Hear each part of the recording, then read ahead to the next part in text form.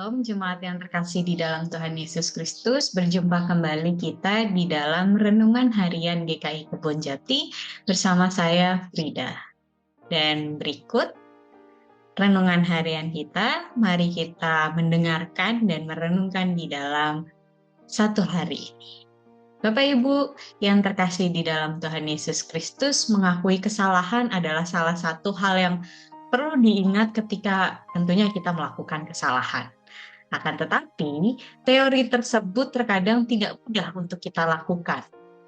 Banyak perasaan lainnya yang membuat kita sulit untuk mengakui kesalahan kita. Di antaranya, ketika kita mau mengakui kesalahan kita, ada perasaan malu, gengsi, atau bahkan ketakutan menghadapi konsekuensi-konsekuensi yang menunggu di belakangnya.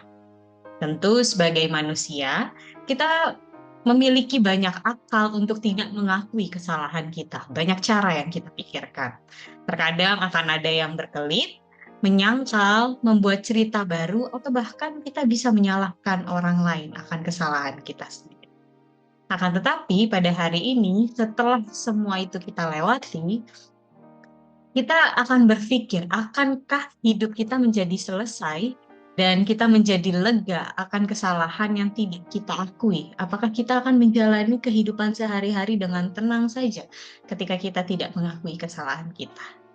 Dan di dalam renungan kita pada hari ini, bacaan yang diambil dari Mazmur 32, kita mau melihat bahwa Mazmur tersebut merupakan salah satu Mazmur dari 7 Mazmur pertobatan.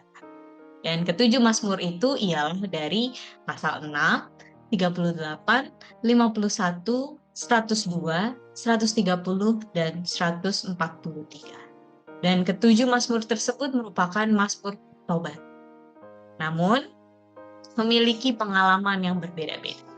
Dan pasal 32 kali ini yang akan kita renungkan merupakan Mazmur yang memiliki isi tentang kebahagiaan seseorang yang diampuni dosanya. Mazmur 32 bukan hanya tentang pengakuan dosa itu sendiri, melainkan refleksi dari pengalaman pemazmur setelah mempraktikkan pengakuan dosa itu. Dan pengalaman tersebut diceritakan dengan perasaan yang lega, sukacita, dan tentu tidak berbeban lagi hidupnya. Dan hal ini tentunya mau kita teruskan kepada orang-orang lain. Kita mau melihat satu persatu dari Mazmur 32 ini secara garis besar. Ayatnya yang pertama dan kedua terlihat gambaran seseorang yang berbahagia karena sudah mengakui kesalahannya. Akan tetapi, kebahagiaan tersebut tidak hanya berhenti di situ saja. Pengalaman diampuni tersebut membawa perubahan. Tahu dari mana? Kata bahagia yang digunakan di sini ialah berasal dari kata eser, dari kata Ibrani, berasal dari bahasa Ibrani. Dan kata dasar yang digunakan ialah asar. Asar bukan sekedar kata bahagia, tetapi arti lainnya ialah to go straight atau make progress. Dengan kata lain, orang yang telah mengakui kesalahan dan menerima pengampunan akan ada kesempatan dan harapan untuk membuat perubahan di dalam hidupnya ke arah yang lebih baik tentunya. Hidup tidak berhenti pada kejatuhan maupun kegagalan, melainkan berlanjut pada berbagai upaya perbaikan yang membawa kemajuan. Kemudian kita lihat selanjutnya di ayatnya yang ketiga sampai yang kelima. Memperlihatkan seseorang yang diperhadapkan untuk bisa mengakui atau diam saja atas kesalahan yang dia lakukan. Dan Mazmur ini ditafsirkan sebagai Mazmur yang ditulis oleh Daud ketika dia melakukan kesalahan telah membunuh Uria dan mengambil istrinya Bathsheba sebagai istrinya. Daud diperhadapkan kepada pilihan diam saja atau mengakui kesalahannya. Bisa saja orang lain tidak tahu akan apa yang Daud lakukan sesungguhnya. Tetapi kita mau melihat bahwa Tuhan selalu tahu apa yang kita lakukan di dalam kehidupan kita. Selanjutnya, ayatnya yang ke-6 sampai yang ke-7. Setelah mengambil pilihan untuk mengakui kesalahannya, kita sebagai pembaca diajak untuk menyadari bahwa pilihan yang diambil oleh Daud tersebut membawa kepada hubungan yang lebih dekat lagi dengan Allah. Hubungan yang dekat kepada Allah akan membawa kita kepada menerima perlindungan dari Tuhan. Ketika kita hidup di dalam Tuhan, tentu kita harus menjadi pribadi yang lebih bertanggung jawab dan siap menerima konsekuensi atas apa yang kita lakukan. Tentu ketika kita melakukan kesalahan, ada banyak hal yang perlu kita lakukan untuk mempertanggungjawabkan kesalahan kita.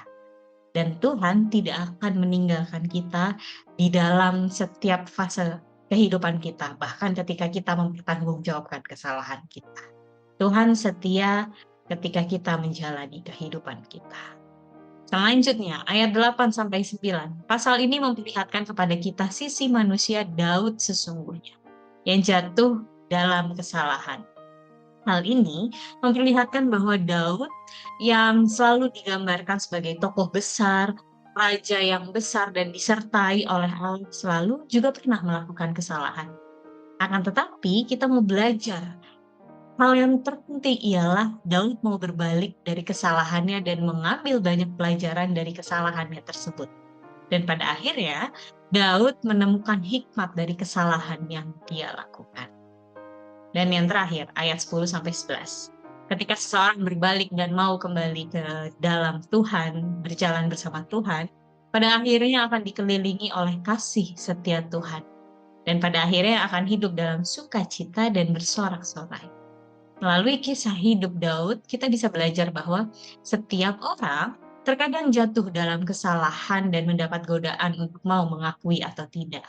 Akan tetapi, jika kita bisa bertahan dalam kebenaran tersebut meskipun sulit dan mau mengambil pilihan yang tepat, kesulitan tersebut akan bisa kita hadapi bersama dengan Tuhan dan pada akhirnya akan berakhir bahagia.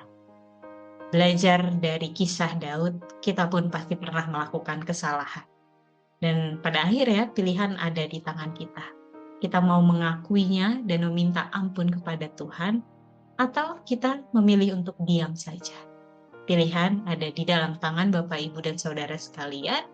Semoga kita bisa mengambil pilihan yang tepat dan yang terbaik dan tentunya sesuai dengan kehendak Allah. Selamat memilih, Tuhan Yesus memberkati kita.